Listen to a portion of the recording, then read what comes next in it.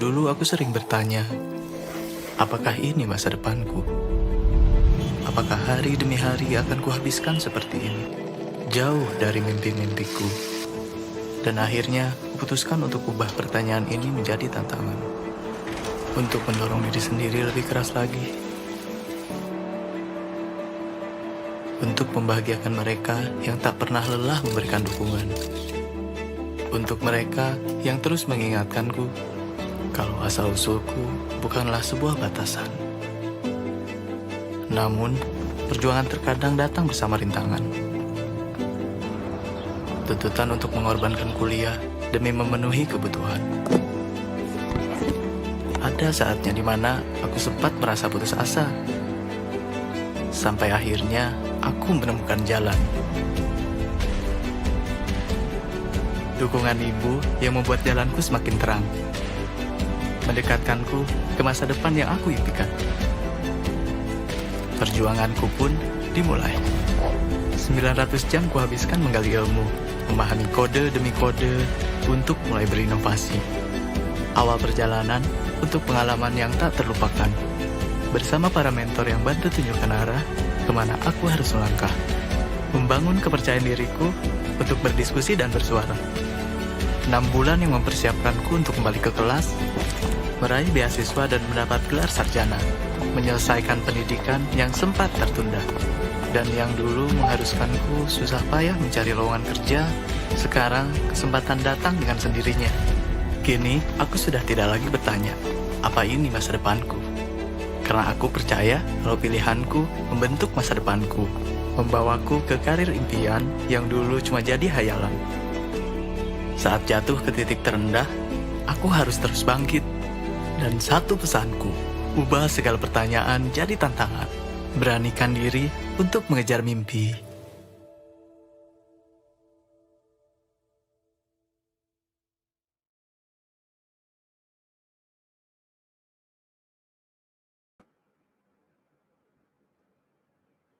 Hello, everyone. I'm Kimberly Blesinda, and I'll be your moderator for today's session. A quick intro about me: I'm currently working as a data analyst in Cola, an insurance tech company. And I'm also a proud Bangkit 2021 alumni. Welcome to today's session. Let's kick things off, shall we? With some energy. Please drop some reaction in the comments. I would like to hear from machine learning, Android, and also mobile development and cloud computing. Thanks. Great. Thanks for the prompt response, guys. All right. Before we jump in and introduce our impressive panelists, let me ask you this question. Have you ever wondered why creating a truly amazing product is so challenging? Especially now, the majority here, the Bangkit students, are in the middle of creating their own capstone project, their final project. And even later, when working on real life projects, why does building a product often feel like a marathon rather than a sprint? Today, we're going to uncover what makes product development one of the toughest but most rewarding journeys in tech. I hope you're ready to jump in because we want to hear your thoughts, your questions, your ideas. And remember, we want you to jump in. The best question today could earn a Bangkit Points. And so think big and get ready to engage, guys. Today's topic is exciting. We'll explore what makes the product developer role so unique, and we're going to deep dive into the product lifecycle and how the machine learning can be a true superpower for product developers. Plus, we'll look into Adana's journey in AI and discover unexpected connections between roles.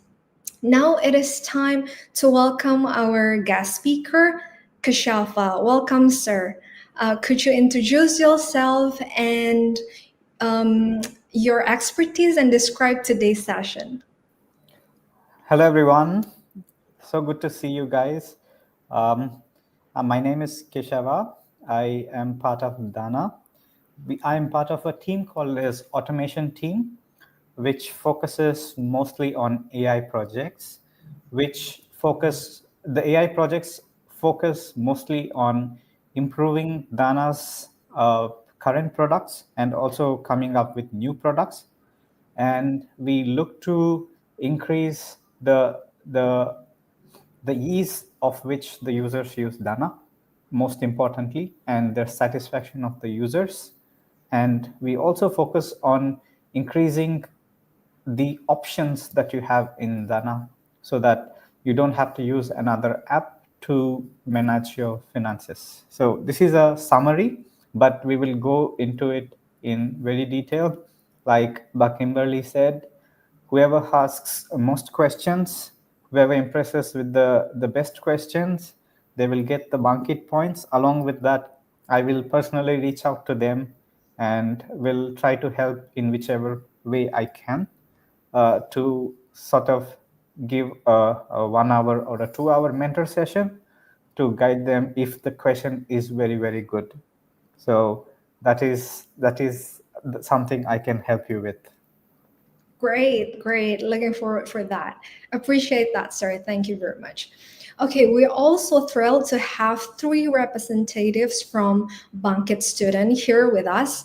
Hi guys, please introduce yourself. I think starting from Dinu to Carly, and then the last will be Lisa. I want to hear you, all about you, your learning path, and share one word specifically to describe today's session. Okay, I'll start. Hello, everyone. I'm Dino Traveloka. You can call me Dino. I'm from Machine Learning Group 3. A big thank you to the Bangkit team for this opportunity. It's an honor to be a part of today's guest speaker session. I'm excited to join as a participant alongside Kelly, Lisa, and our distinguished guest, Keshava from Dhaka. It's a pleasure to meet you all. Okay. Hello everyone. Sorry for already, but you can just call me Kelly for short.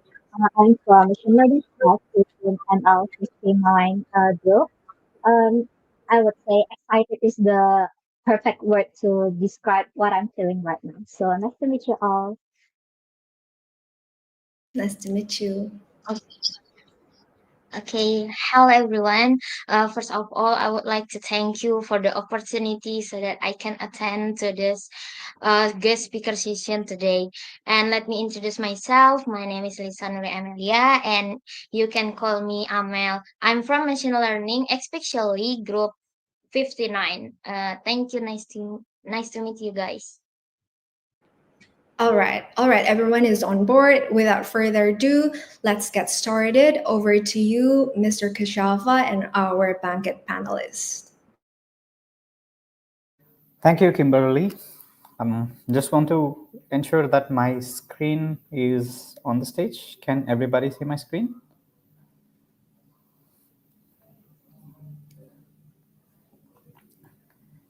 Can you confirm if you can see my screen, because I have only one screen? It is already visible, sir. Oh, okay, awesome. Thank you very much. Um, I'd like to hear some. I want to keep this session as interactive as possible. When I ask questions, maybe Lisa, Kelly, Dinu, as representatives of the whole team in Bangkit, maybe you can help to answer.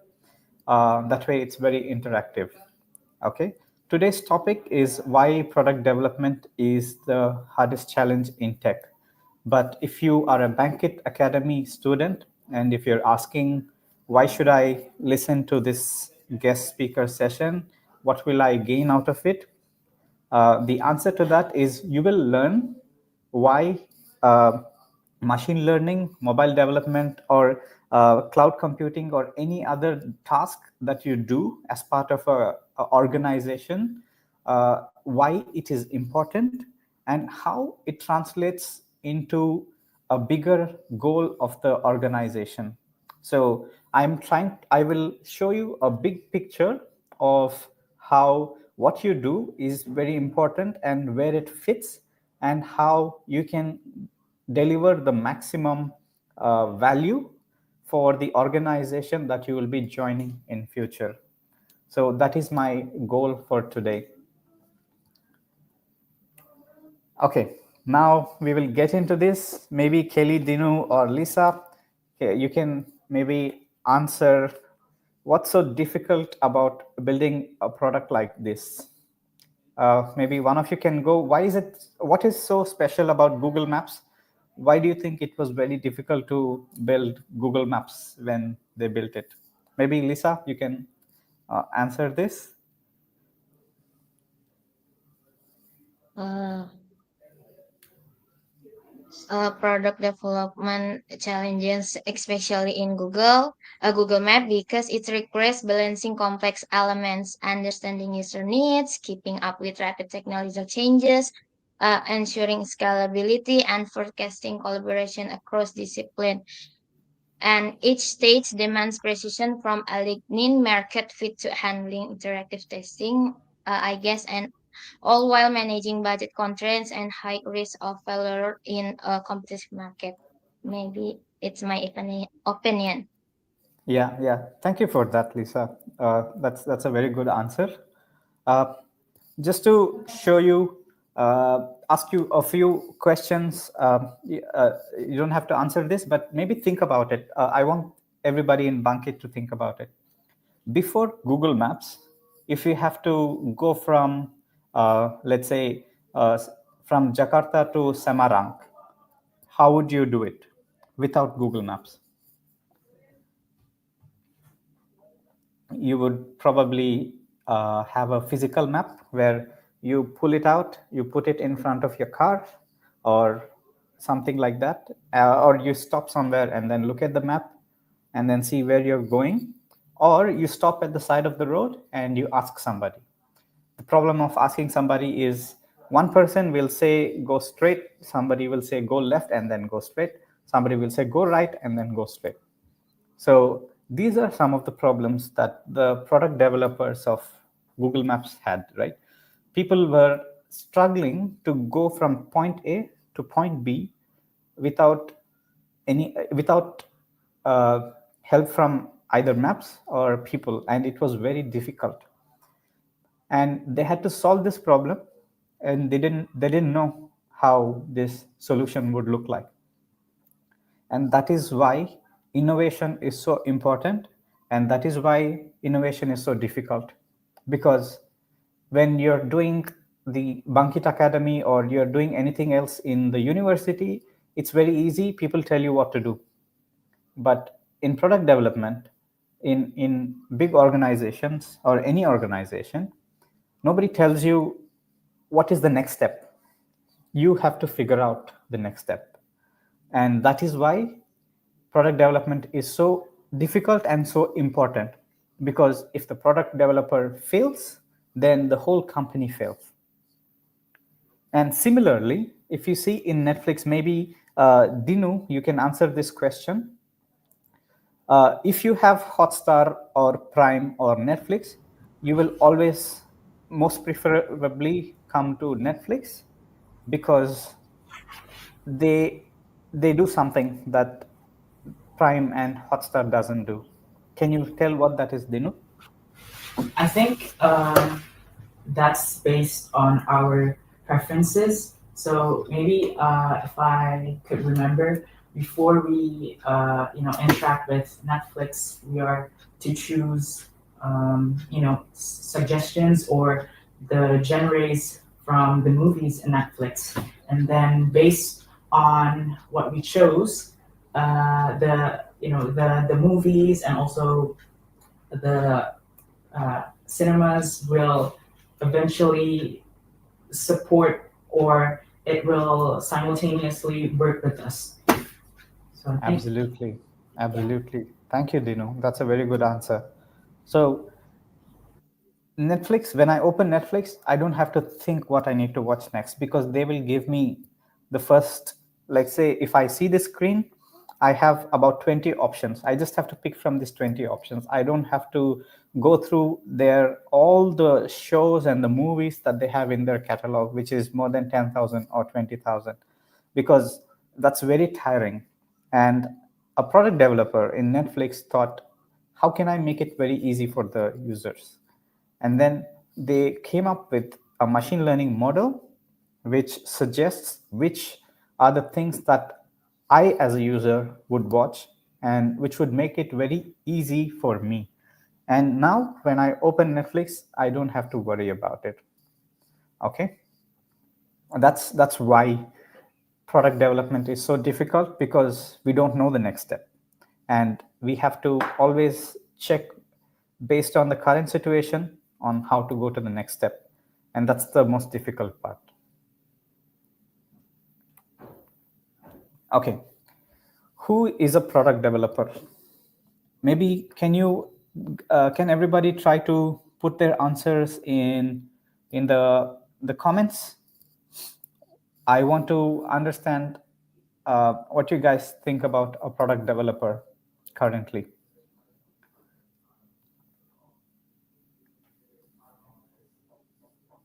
Okay, I will give you 5 more seconds, and then we can move forward.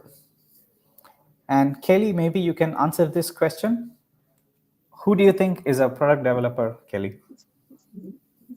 Mm, I think product developer is someone who is responsible for creating or making the concept for a specific product, and also they are the one who refines the strategy and also launching the product. That's my opinion, I guess. Absolutely. Thank you very much, Kelly.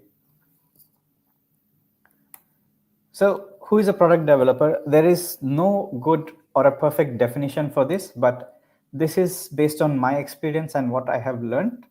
And this is one of the ways where you can define a product developer.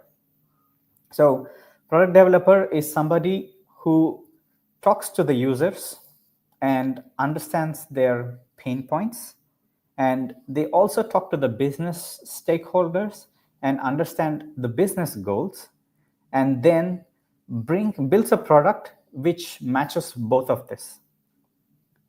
But how can you do that without technology and data? So that's why a product developer is somebody who understands the business that they're in.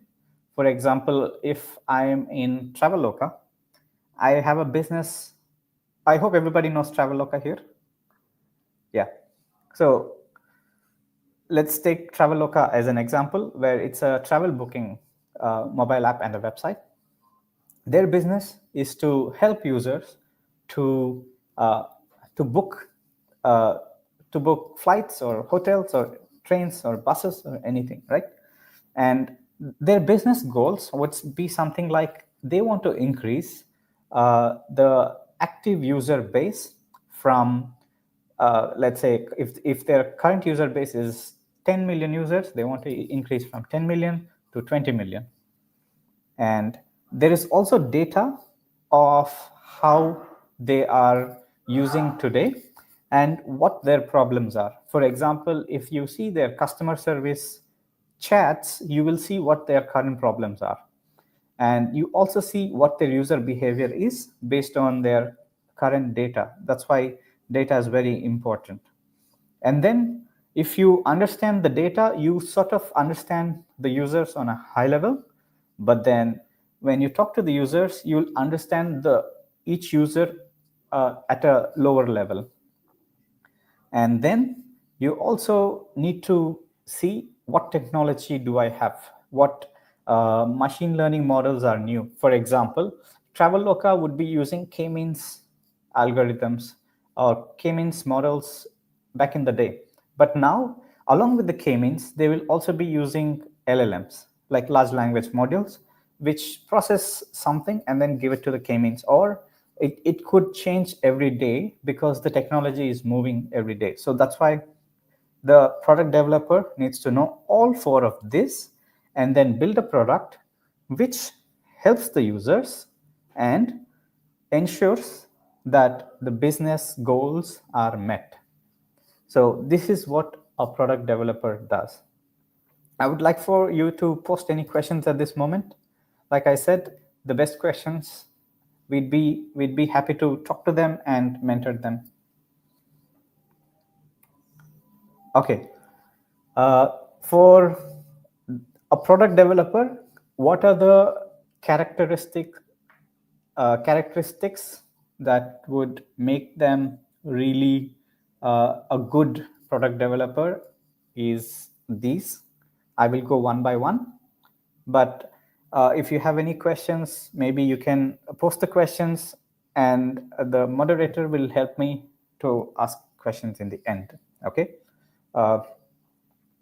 First point that makes a very good product developer is the desire to make an impact.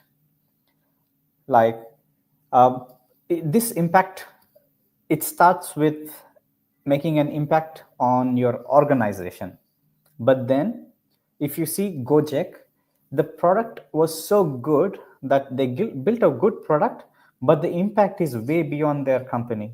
They have changed the way Indonesia works. Like before Gojek, people were so moving around so differently. And after Gojek, it made so much impact due to the product developers of Gojek. So that is the main characteristic of the product developer. And love for problem solving, because when you don't know the next step of how the product is going to look, then you also know what are the problems that the users are facing.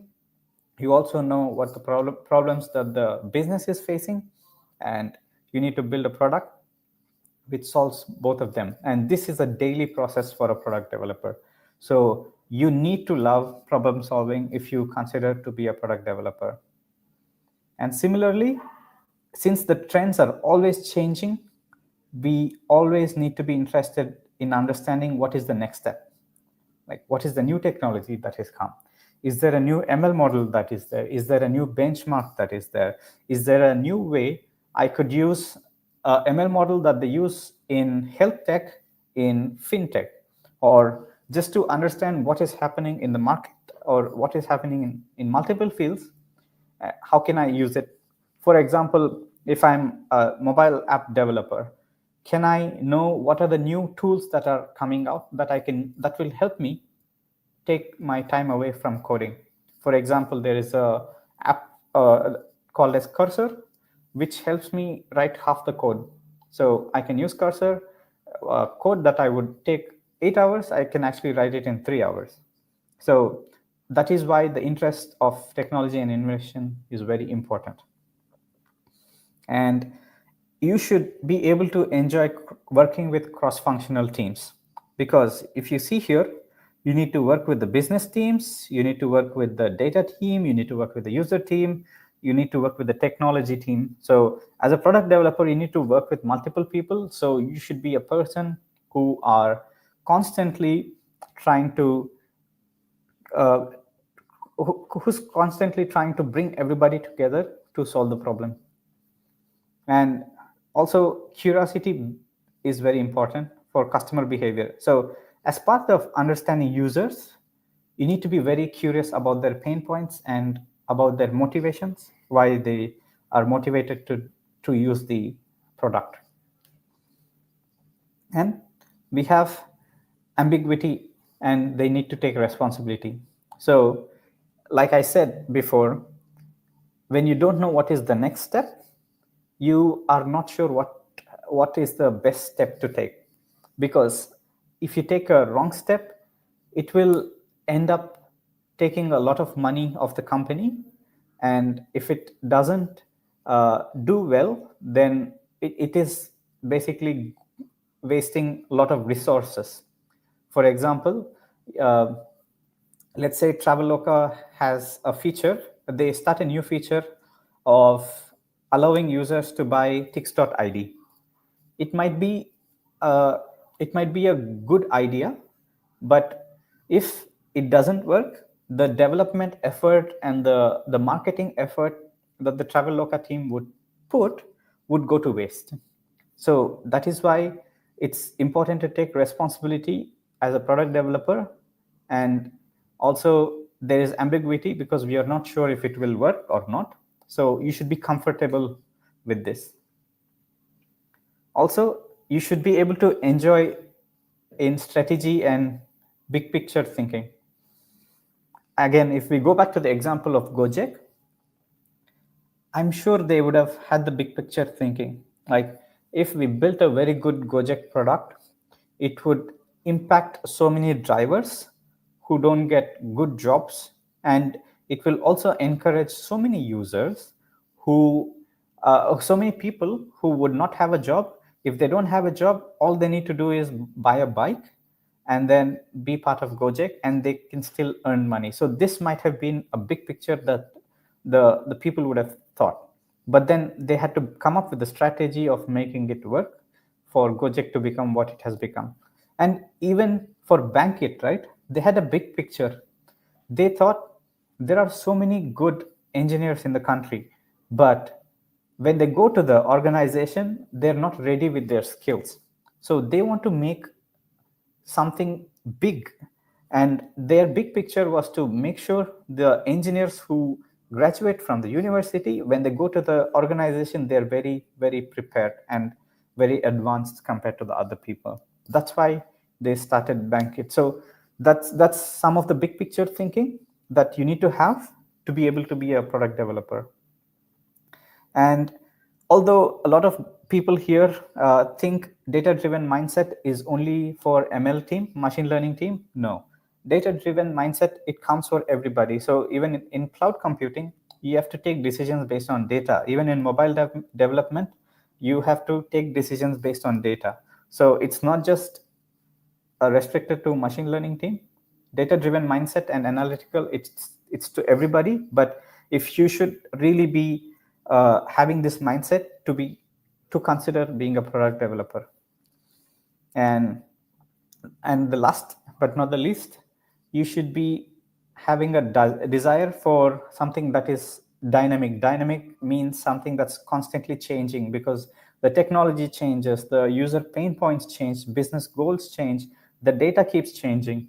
So it's always constantly changing very quickly, and you should be able to be quick enough to adapt and change your strategy as you go. So that is why it is very good to be a product developer. If you're a good product developer, the company benefits a lot. But if we don't have this, then if you're a product developer, you probably would not enjoy it as much as the other people who have all these characteristics. Please post your questions. I'll just go to the next slide. Okay. Now, most important question. Why is a product developer important, and what is common between a product developer and a CEO? Maybe Lisa, if you can try to answer this question for me.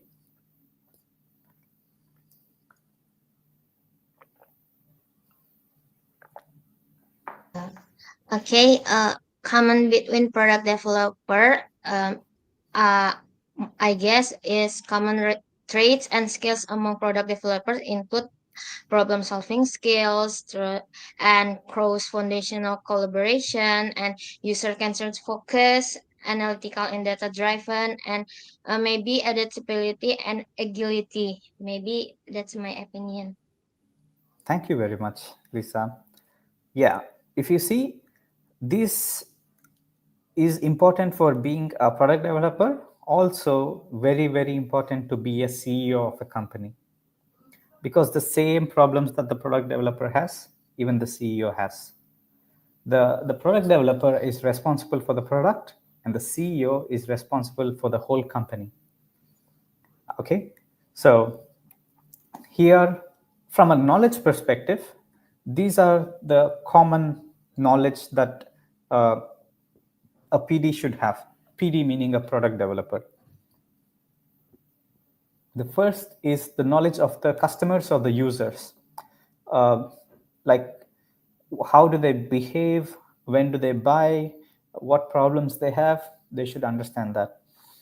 And knowledge of the data. Data tells a lot of stories about who is the user, what are the user segments, like what are the group of users, and what is their behavior usually, so that you understand how they're using the product.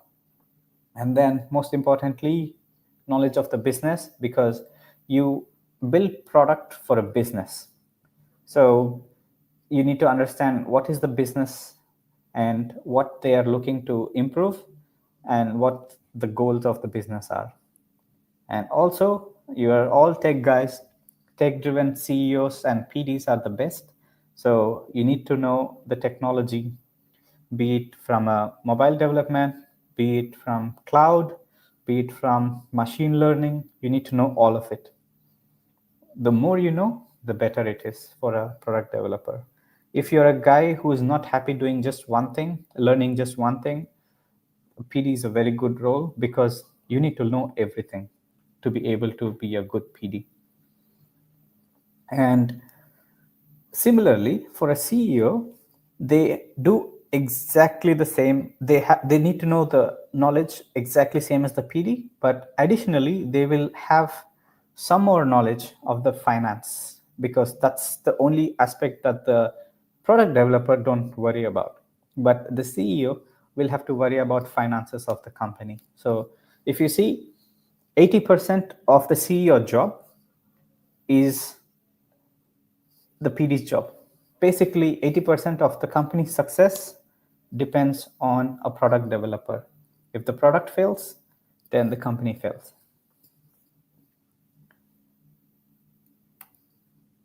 Okay, now these are the primary responsibilities that usually the CEOs and the product developers do. Vision setting. For example, again, if we go back to the example of Gojek, I think the CEO of Gojek would have set the vision for Gojek to be a super app in Indonesia, where everybody they can do everything in the daily basis through Gojek. And similarly for Dana, when it started, there are so many people in Indonesia, and not everybody has bank accounts. Not everybody is easy to open bank accounts or get a loan. So Dana's vision is to enable everybody in Indonesia to have like ability to receive money and to send money and to pay their bills, pay insurance through one app. So that's the vision setting that a CEO does, and the PD also does for their product. A CEO sets the vision for the company, the PD sets the vision for the product. Some of the famous people who have initially initially were a product developer, but later became a CEO because it's a similar job, is the CEO of Google. His name is Sundar Pichai. I think most of you know him. He started as a PD for the Chrome browser. Again, Chrome was such a good product because until then, people were thinking when you say internet browser or when you say internet, people only thought it was Internet Explorer of Microsoft. They didn't know it could be better. They just adjusted to Internet Explorer. They thought that's the standard. But then they built Chrome, which made a very user-centric product. But it all started with the vision that Sundar had for Chrome as a product. So vision setting is very, very important. And then we have the user empathy. User empathy, you can only understand when you see what the user is doing on your product, or you talk to the user and you ask very good questions. So the PMs here, when I say PM, is like product manager, which is same as the product developer. It's just terms used interchangeably. So in Airbnb, the PDs used to talk to the travelers who use the app, and when they talk to the app, the users of the app, they understood that they don't just use Airbnb just for booking. They were expecting something more, because let's say I go to a new country and I book accommodation through Airbnb. Yes, it helps me, but I also have a trouble when I go to the new country. What do? I don't know people there because it's a new country for me. And when the PD of Airbnb spoke to a lot of travelers, they understood they don't just need accommodation. I think they will need some experiences as well. For example, if people travel to Jakarta, imagine somebody trying to stay here for a week and they don't know what to do. And then there's an experience where somebody would come and say, there's an experience, you can go to Bandung and you can do this, I'm going to take you. So that's something that Airbnb did very well, where they understood users and they were able to understand what their pain points were and they enhanced it. Okay, then we have strategic planning, right? When Instagram was doing very well, they had only posts initially. I'm sure a lot of you started using Instagram in very early. Stories and reels were not there. But then they saw in some countries like China, where people were more keen on creating content in video because more people wanted to watch video. So instead of waiting too late, they started a strategic plan of including stories and reels, which is helping Instagram to compete now with platforms like TikTok. So that is very good strategic planning. And this was done by the PD, which is helping the CEO of Instagram now. And similarly, like we were talking about Netflix, they are very result focused. When they were seeing that a lot of users were coming to Netflix product, but they were not watching anything and they were dropping off. And then they spoke to the users and understood that the reason they're not coming, and based on the data, they understood that the reason they're not watching anything is because there are too many options and it's too tiring for them to find what they want. And then based on the data, they started recommending to the users, and that automatically increased the number of people watching movies and TV shows on Netflix. So these are the common responsibilities that a PD does for their product and a CEO does for their company. Okay, any questions? Lisa, Kelly, Dinu, any questions at this point from you guys? I think I would like to ask my first question. You said that when the product developer fails, the company fails. So, Yeah. what steps should a tech CEO take to encourage resilience and also adaptability in their team to prevent the company failure? That's a very good question. Yeah, a lot of this is answered in the next few slides, but what a tech CEO can do is basically all they can do is identify good product developers, because on a daily job, tech CEO has his own responsibilities and he won't be able to handhold the PDs on a daily basis. So that's where a very good PD is very important. And one of the biggest jobs of a tech CEO is to identify a very good PD. So in terms of teaching them for resilience and adaptability, that's something you look for when you hire, because because it's very difficult to teach. But again, once they join the company, you build your processes in the company to help the PDs to build their resilience. For example, a tech CEO might have a weekly meeting with the PD and can understand what the problems they're having and what kind of problems they're trying to solve. And in those scenarios, maybe the CEO can guide the PD with suggestions and either give a solution or ask questions to the PD in a way that it builds resilience. And when you ask good questions, I think it makes the PDs think, and a great CEO would ask questions that would make the PD think very deep in terms of the problems, and also think out of the box to find solutions for their problems. Thank you for that question, Okay, thank you for your answer, sir. So we have 4 responsibilities: vision setting, strategic planning, user empathy, result focus. So we will go deep into each one of them currently.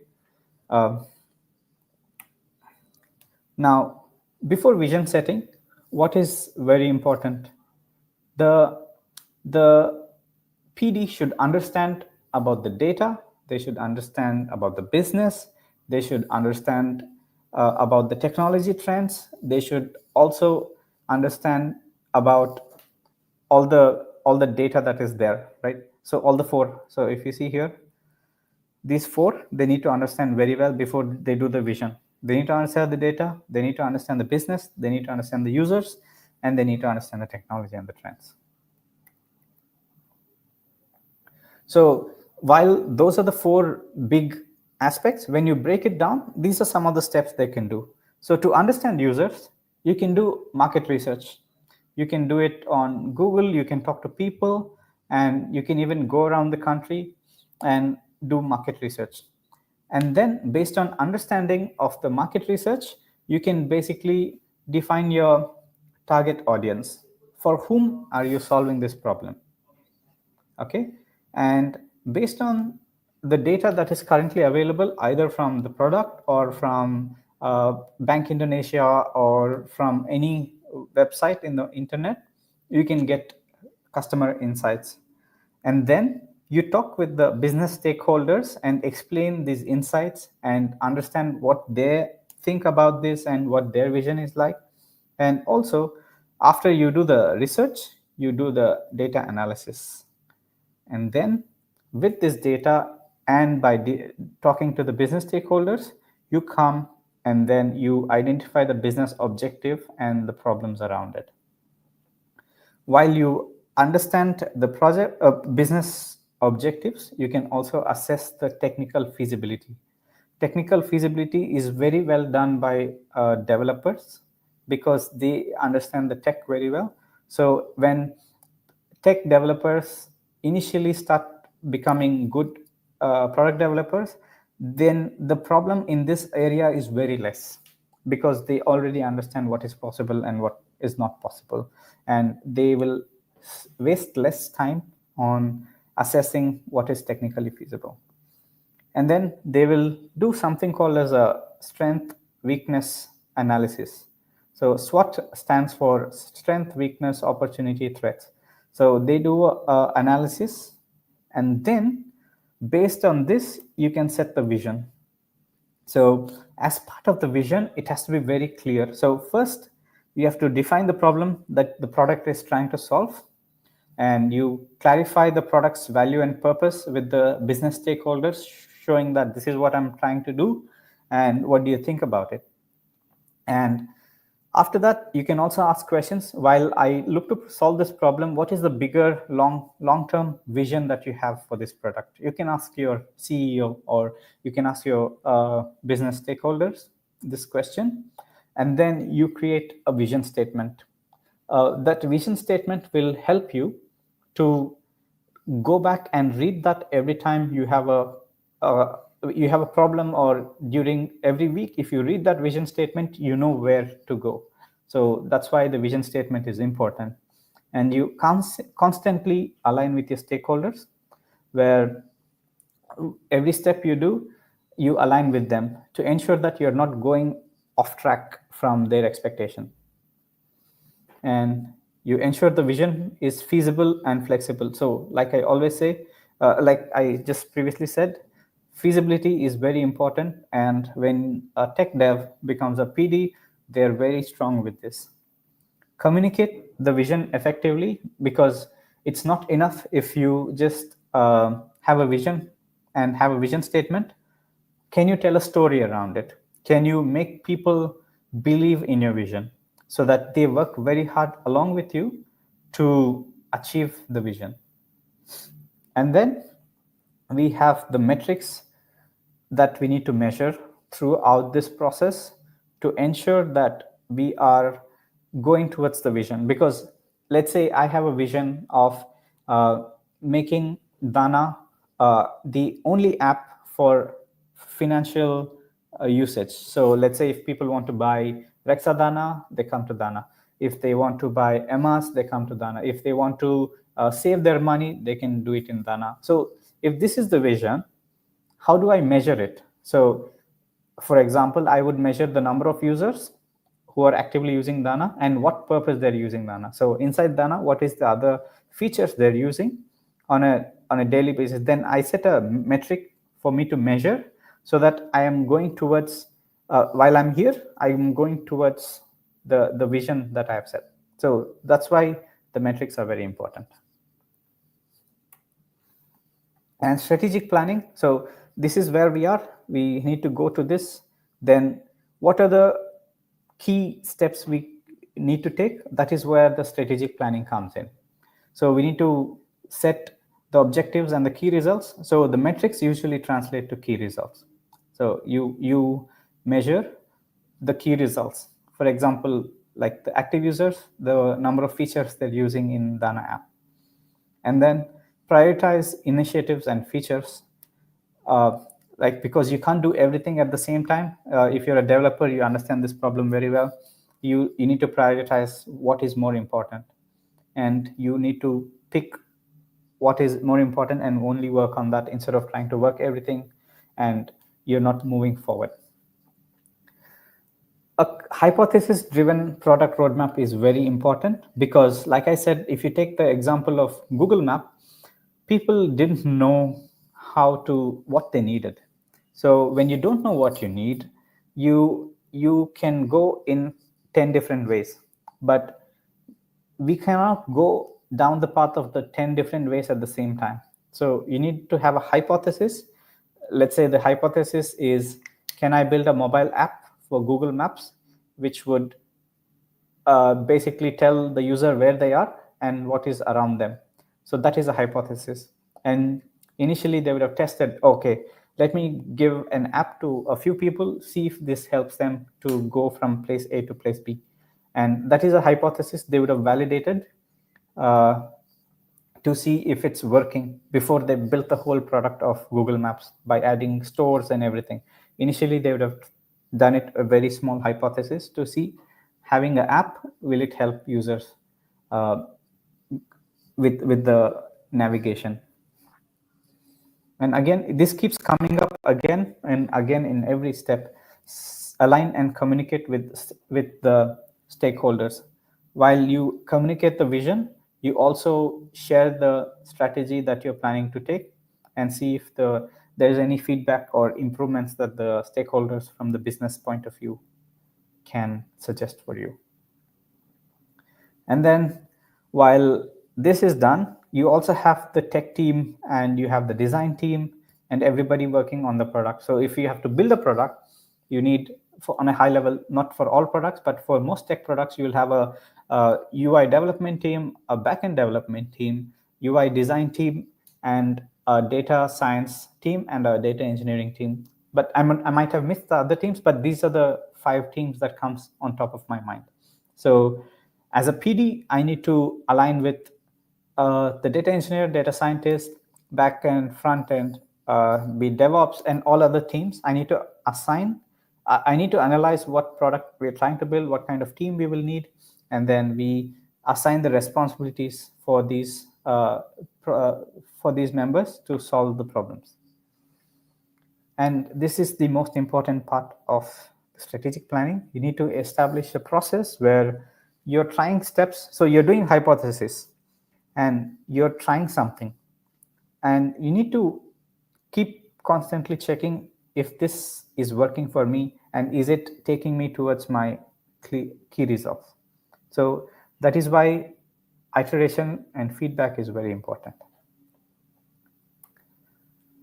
User empathy. How do I build user empathy as a product developer? You need to understand users. So user empathy is all about understanding users, right? So you can do it in multiple ways. You can conduct user research where you have surveys. You could call them, you can ask them questions, or you can send them forms that they can fill, or you can, like YouTube does, when you're watching videos on YouTube, you get the option to click on options. They do surveys like that, right? So that's another option of doing surveys. So that's another important part of building user empathy. And similarly, you have user personas. So because usually when you're building a product, if there are 100 million users, you cannot solve problem for 100 million people at the same time. So you need to build groups which represent which can be represented by one persona. For example, if you take Traveloka Traveloka as an example, they might have multiple personas. They might have one persona which says retirement user who is above 65 years old and works in industry, let's say government or a finance industry, and is looking to travel to Southeast Asia. So that is one persona. And another persona would be a graduate from Jakarta who comes from a high income background and is looking to travel the world. So that's another persona. So when you define personas, then you tend to understand users better and you can solve problems for the user personas instead of solving for all the users at the same time. And for each persona, you can look at their journey. Like when they use your app, how do they go step by step? So you can get an idea of all of that, and you can also get feedback from them. You you basically ask a lot of questions, and they also have customer service problems that they report, and you can basically understand all of this. And you can also do a hypothesis based pain point validation. Like, let's say, based on this data, based on this survey, you might think this is a pain point, but sometimes you need to validate it. Then you can do that by hypothesis. And the best way for everybody to solve the problem well, to help everybody understand the user problems. Like, if the data engineer understands the user problems, they would do things differently, because they would understand what the data scientist will need, and they will prepare the relevant data for them. And this is the most important part. It all boils down to tracking the goals and making changes based on the metrics that you're tracking.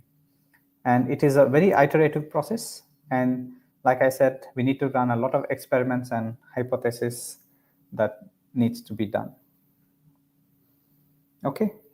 I'll take a quick break. Any questions, please type here in the comments. We'll be happy to answer them at the end of the session. Yeah. So as a Traveloka example, the vision setting, if you see, the PDs would have done this. If you see, there was a feature in Traveloka called as Traveloka Experience, where where they offered you to book for attractions and wellness services.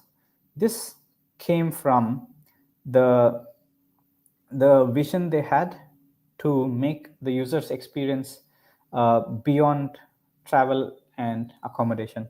So they wanted to give something more than just travel and accommodation. That's why when the vision is big, you set a good vision, then your product gets better and better. And strategic planning, again, the same example, how they strategically, instead of trying the attractions initially, they first did the hotels, the transportation, and then they get into the lifestyle. So they did a strategic improvement. And only after making sure that there is user engagement in hotels and transportation, they actually moved on to the new revenue streams like experiences and activities. And the Traveloka users, for user empathy and any product for that matter, they do a lot of user research by interviews and field observation, and they try to be the user, and they try to travel by doing this booking and to see how it actually works. And similarly, the data analytics becomes very important. It helped Traveloka to monitor the key performance that they were tracking, and that is why Traveloka is currently very successful, because they track their results very well. Okay, this is a quick product that somebody from the data science team of Dana built. It's a simple product which helps you get any information that you want. So if you're a business user, you cannot write SQL. So you can just use this tool to ask questions like this, where if you're a data analyst, you can just use this. Kimberly would understand this, because Kimberly would manually be doing this by using SQLs, but here you don't need to use SQLs. You just type the queries, and then it will give you the answers. And you can even do forecasts like this and plots. So this is built by a data scientist who in Dana built this in a week's time to help the business users. So this is the kind of tech we are building in Dana, and if we can do this in 1 week, you can imagine what we are doing in 1 year. If you have any questions about this, I'm sure this is very exciting for everybody. You can post your questions, and we'd be really happy to answer those questions in the end. Okay, that's a high level of this, and we'll go to the next One? Okay. So how will data science help a PD? Can Kelly, based on whatever I've explained so far, would you be able to answer this question for me? Why is a data science or even mobile development helpful to become a PD? Okay, so like you have mentioned before, that product development needs to focus more on the data, on a data driven. I think that data science is helpful to PD because they provide those data to the PD so that PD can analyze more for the product. Yeah, Yeah. that's all from me, I guess. Okay. Thank you. That's a very good answer. Yes, you're right. So as a data scientist, it's a very, very big superpower for a PD. So if you see, you have user analytics and behavior modeling that you do on a daily basis, right? So that will help you understand where you understand the data about the users and the product and the business. So if you see a product, the underlying information about the product, it's all data. People, you know that you have surveys from the users, but the data, the information of the surveys is still in form of data. So you need to be a very good expert with data to be a very good PD. And data scientists, it comes naturally. And A/B testing and the experimentation, like I was saying, the primary way of PDs to work is they experiment. There is hypothesis, they test something, and then if it works, they continue in that path. Otherwise, they stop that and come back and try something else. So that experimentation is very, very important. And similarly, we have predictive analytics. So if you use data to your advantage, you can predict, you can use prediction models to, let's say you have 4 paths and you do a bit of prediction. You see, according to your ML model, what prediction is better, and you try that first and see if it works. So it gives you a uh, lot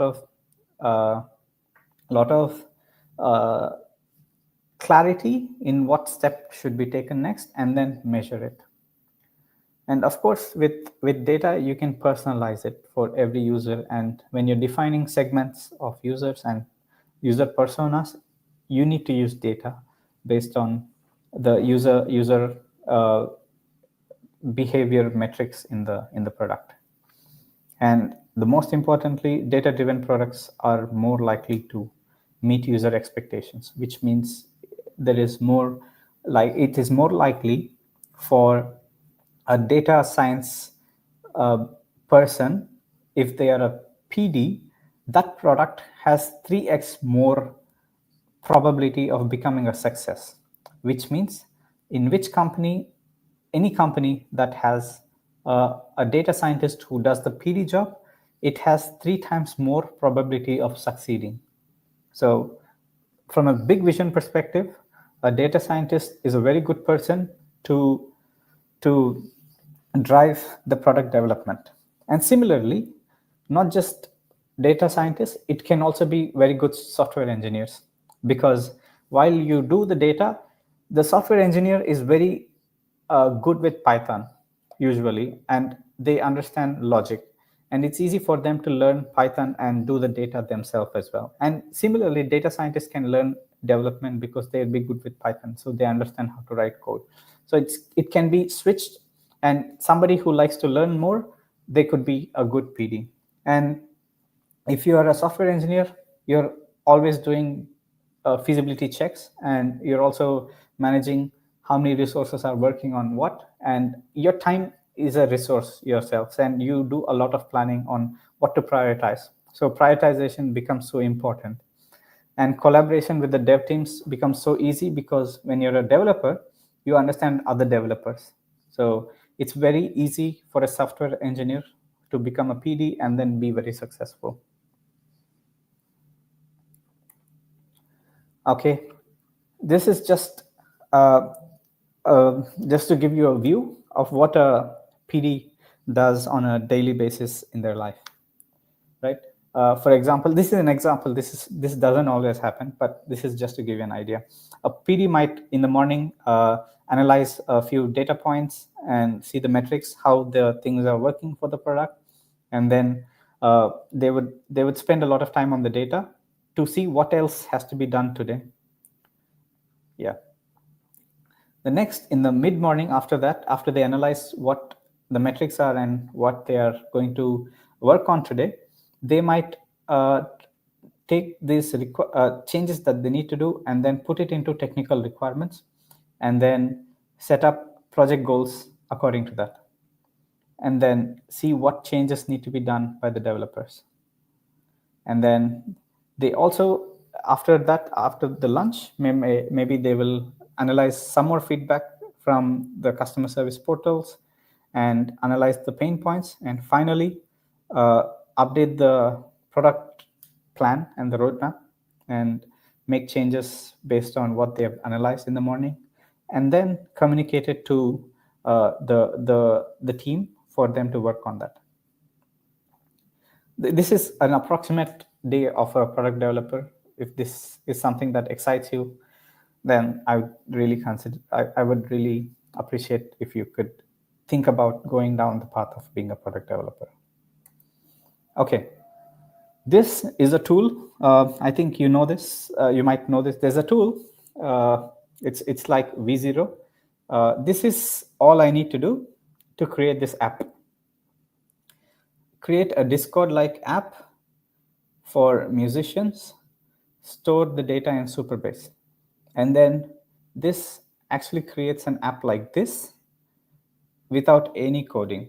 It does everything by itself. The code is generated by the app. So this is what the future is going to be, that writing code will not be a big problem because there is so much technology, and you can just write a prompt and you'll get the code for it. Or even better, like this, it might directly build apps. But you might ask the question, if AI will do the coding, what will I do? What should a human do if AI can do the coding? Lisa, Kelly, Dinu, one by one, you can answer this question. What will we do if AI is writing the code?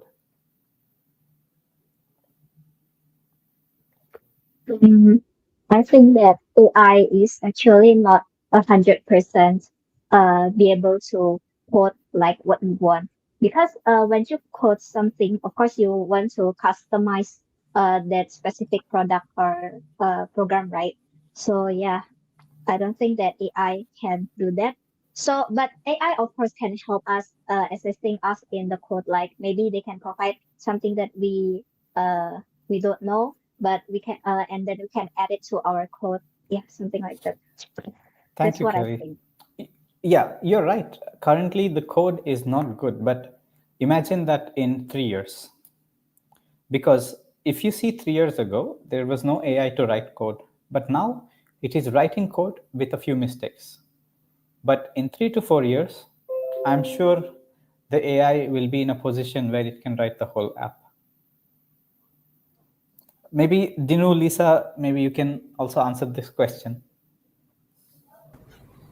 I think well, we should be like the head of the mind when we write the code, because we have the logic itself, and without our logic, I think the AI cannot do or make an output as what we want before. So I think if the AI can write a code, I think we should be better than the AI itself, because we hold all of the plan, the logic, and what we want to do in our application, for example. So yeah, I think AI will assist us or help us, but it should not be 100% driving us. We still need to be in control. What about you, Lisa? Okay, in my opinion, if AI can write code, focus on skill that complement and AI capabilities such as problem solving, critical thinking, and designing complex systems. Rather than simply coding, you can work on defining requirements, creating innovative and product ideas, and understanding user needs to guide the AI in developing solutions.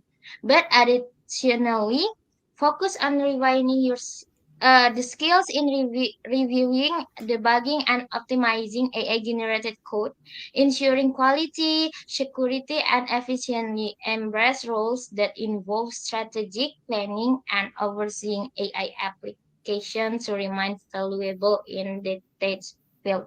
Maybe it's my opinion. Oh, that's a very, very good answer, Lisa. Really, really impressed with this answer. Because let's imagine a scenario when can write code, right? All you have to do is to review if it's written right code and make a few changes. And most importantly, while the AI code is being developed, the more important question is what should the AI develop? That is something that the humans who have really good problem solving capabilities and who have the knowledge of the data, the customers, and the business should be able to take decision on. So the humans decide what the AI should do and see how safe it is for AI to do and debug it and define what the AI should do while AI does its job. Then that's the best place to be, right? You let AI do its job. It's writing the code, but then you make changes in the AI in a way that it writes the correct code without any mistakes, and then you debug it.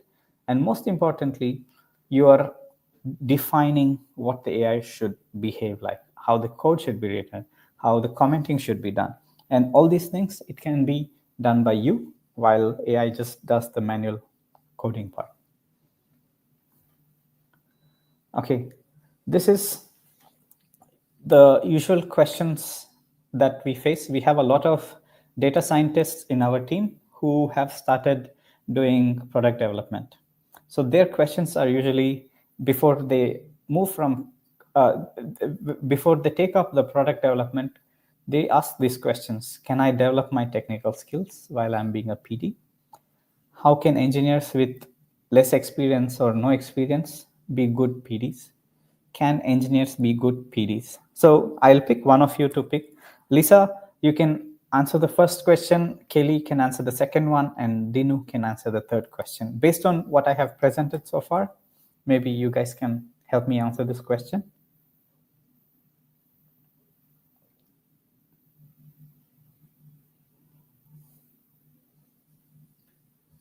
You can go first, Lisa.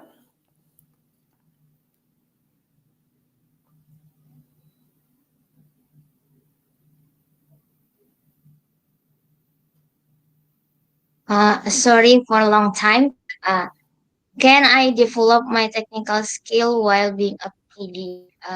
In my opinion, yes, you can definitely develop your technical skills as a product developer. Maybe, in fact, having a solid technical foundation can make you a more effective and PD by helping you communicate better with engineers, understand technical constraints, and contributed to solution design. And you can build skills in area like data analysis, testing basic program, and understanding software architecture. And the last, learning about tools and platform relevant to your product. Maybe it's my opinion. Very good answer, Lisa. Really appreciate it. Yes, you're absolutely right. When you're a PD, you learn your technical skills, you go very deep into one while you develop the others also. Like you learn data, you learn uh, the coding, you learn everything, but also you take the decisions. So you're actually solving problems and you can move faster. You'll be more technical being a PD than just being one particular role. Kelly, you can go next. Okay. So second question is how can engineers with less or no experience be good PDs? So as Lisa answered before that we can also develop our technical skills while being a PD. Yeah, of course. I think that engineers with no experience can be a good PD because um, they learn while they are in their positions, right? Like from the technical, also the problem solving. Aside from that, uh, the engineer can also focus more on other aspects such as maybe research on the user empathy, something like that. Yeah, on a more non-technical part. I think that's all I think. Absolutely. Yeah, just to answer that question, I'll go back to my initial slide. What were the main things to be a good PD? It's these. And this has no relation to the experience. If somebody with no experience or less experience, they have a desire to make an impact, if they have love for problem solving, you have interest in technology and innovation, and you enjoy working with cross-functional team, you have curiosity about customer behavior, you're comfortable with ambiguity and responsibility, you enjoy strategy and big picture thinking, and you have analytical and data driven mindset, and you have a desire for a dynamic fast paced role, then you can be a very good PD. It doesn't have to be that you always have to have a lot of experience. Okay, Dinu, do you want to answer? Okay, for the last question, can engineers be good PDs? In my opinion, yes, because basically, if we're talking about PDs, they are working with it every single day. So, like, they're very detailed. They know the ups and down about what they're working at the moment. So, uh, and technically they know what is the product that they're developing, but I think they also need to improve like maybe their communication skills because usually engineers really work in silence and sometimes there's a few miscommunication because they don't talk to each and other team like that. So I think it's a process, but Yeah. from the basic itself, as an engineer, they're capable, but they need to have a good soft skill that could improve their communication, team working skills, and etc. Thank you, Dinu.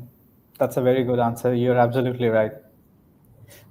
From a soft skill perspective, the engineers in Dana don't have a problem because even though they're engineers, they actually talk to the users.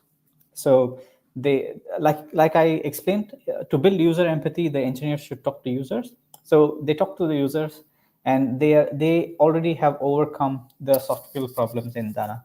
So that's a very good answer. And soft skills is definitely important, but it's better when everybody talks to the users and understands the users, from developers to DevOps to cloud team or data engineers, data science, everybody. Okay. Yeah. Again, coming back, if you're asking if you want to be a PD, you just have to answer, do you have these qualities in you? And if the answer is yes, then we go to the next step. We can create great products in Dana. I don't know if you know, Dana is the seventh highest downloaded app in Indonesia. It's more than WhatsApp also. Of course, Shopee is at number 5 and TikTok is at number 1. But if you see how big Dana is, it's actually the 7th biggest downloaded app, even more than WhatsApp. And from a product perspective, we have so many products, so many options, and you get to work on a new product or anything that is related to the product. So we are always building products, and we also have internal products that we build. So we're actually going behind a vision that is very big, which is to create financial freedom for all Indonesians, making digital finance accessible, inclusive, and empowering every user. Okay. If you want to be a part of Dana as a product developer, You can scan this QR code and then maybe apply for the role.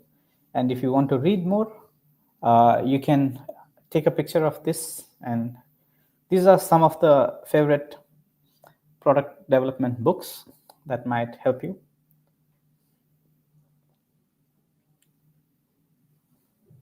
Yeah, that's pretty much it from my end. Once you're done, we can go on to the questions. All right. Thank you so much for the insightful and even the opportunity that you gave to us, sir. We've covered so much together, and now it's time for the Q&A session. I can see the enthusiasm. There were even 2 questions before the session started. Okay, let's dive into the first question, sir. May I have this? All right. How important is cross-disciplinary knowledge, business, data, technology, and customers for a product developer versus a CEO? And how can they complement each other? Okay, let me read that well. How important is the cross?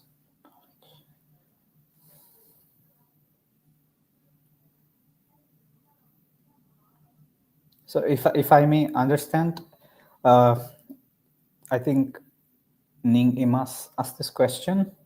How important is the cross-disciplinary knowledge for a developer to take, a product developer to take this decision? How it will complement each other? Again, I will just go back to my slides. Just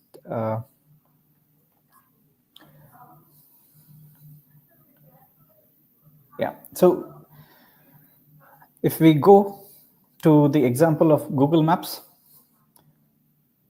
for Google Maps, you need to understand the user's pain points. Without understanding users' pain points, you cannot decide how the product will look like. And it cannot be done by different people, because imagine if one user does the user empathy and the other user understands the business. Sorry, one employee understands users, another employee understands business, and third employee does data, and the fourth employee does technology. So there's no one person who knows everything. So the person who understands users will say, we should do this. But the person who understands business will say, we do this. And people who see the data, no, you both are wrong. You should go this. And then the technology person would say, no, you three are wrong. We should do this. So when different people have different knowledge, it's very difficult to put everything together and decide on what's the best step to take. That's where a product developer who understands all 4, if not more, these 4 are the basics, but there are other things.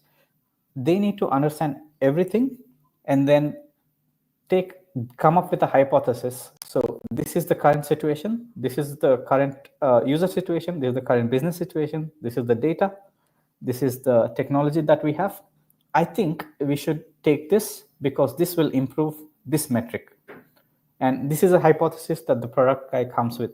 Without knowing everything, if you take a decision, it probably might not be the best decision.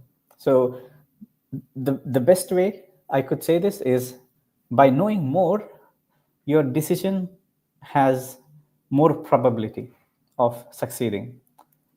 To give you an example, it's like you have, let's say, 1 million rupiah in your bank, and you need to invest this in something to increase it. So if you have knowledge of Reksadana, then you might invest in Reksadana. And if you have knowledge of fixed deposit or just putting it in the bank, then you might do it. But imagine somebody who knows everything. They might say, okay, let me see how the stock market is doing. Okay, which company is doing well, or should I invest in Indonesia exchange? And somebody who knows everything, they will take a better decision for that particular situation. I hope I answered your question? Mhm. Yeah. So having this cross-disciplinary knowledge is very, very important, because the more you know, the better decisions you can take. Great. Okay, next up into the second questions. Okay. Okay, go ahead. Go ahead. How does the pace of technological advancements impact the life cycle of a tech product? And what strategies can teams use to future-proof their products? Thank you for that, Monica. It's a great question. This is one of the biggest problems the product teams are struggling with every day, especially in the last 3 years, because every day there's new technology. So when situation is like this, then you can constantly check what is the current steps we are taking, what is the current technology that we are using, and should we replace this technology with the new technology? If yes, what are the implications? So you collect all the information related to it. What is the cost? What is the impact? What are the metrics that will be improved because of this? You take all of this, put it into the data, do a data analysis, and see if it makes sense for the new technology to be to be used instead of the old technology. So like one of the slides explained, it's an iterative process. You constantly keep checking, keep improving. So that is one of the strategy that has been very, very helpful to future proof the products. Gotcha. Okay, although we had so much thousands of questions, this is two best choose questions from the team, Bangkit team. And now we owe you, sir, for those insightful and thoughtful, detailed answers and session. Before we wrapped up, I have a couple of announcements. First, it's time to reveal our door prize for the winners for the best questions. May I have the team to present the name, please? All right. Congratulations to the names above: Nur, Ning, Muhammad, Monica, Anissa, and Aryadi. Thank you. We appreciate a lot for the questions you gave to us. I think Mr. Keshava will answer those directly to you. And those questions really made us think deeper for this session. I already read those.